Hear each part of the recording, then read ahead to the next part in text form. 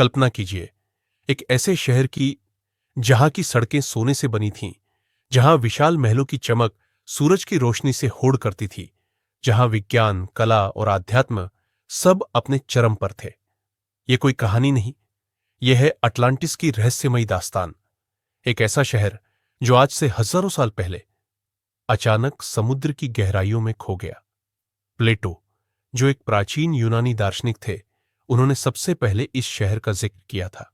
उनके अनुसार अटलांटिस एक महान द्वीप साम्राज्य था, समुद्र के बीचों बीच बसा हुआ, चारों ओर पानी और बीच में जादू सा जीवन। यहां के लोग बेहद बुद्धिमान थे। उनकी तकनीक इतनी उन्नत थी कि वो विशाल भवन, पानी की नहरें और यहां तक कि ऊर्जा से चलने वाली मशीनें भी बना चुके थे। कुछ तो ये भी मानते हैं कि अटलांटिस की तकनीक आज की दुनिया से भी कई गुना आगे थी। लेकिन जैसे जैसे समय बीता, अटलांटिस के लोग अपनी ताकत पर घमंड करने लगे। उन्होंने धरती के दूसरे हिस्सों को जीतने की कोशिश की। उनकी लालच, उनका अहंकार और उनका असंतुलन धीरे धीरे उन्हें पतन की ओर ले गया।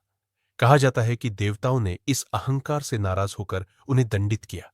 और फिर वो रात आई, एक भयानक भूचाल, सुनामी जैसे तूफान, आसमान से बिजली, धरती में कंपन, और कुछ ही घंटों में अटलांटिस पूरी तरह समुद्र में डूब गया।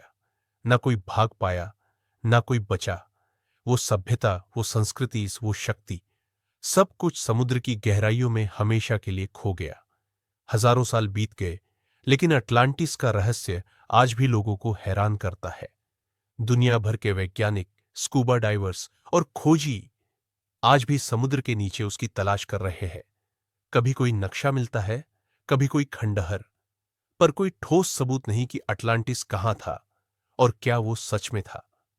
कुछ लोग मानते हैं कि वो सिर्फ एक कल्पना थी, जबकि कुछ कहते हैं कि अटलांटिस आज भी समुद्र की गहराइयों में सो रहा है। बस हमें उसे जगाने का रास्ता ढूंढना है। अटलांटिस सिर्फ एक खोया हुआ शहर नहीं, वो एक चेतावनी है कि चाहे कोई सभ्यता कितनी भी उन्नत क्यों न हो, अगर उसमें संतुलन और विनम्रता न हो तो वो कभी भी खत्म हो सकती है। शायद हम अटलांटिस को फिर से खोज लेंगे, या शायद वो हमेशा के लिए एक रहस्य ही बना रहेगा।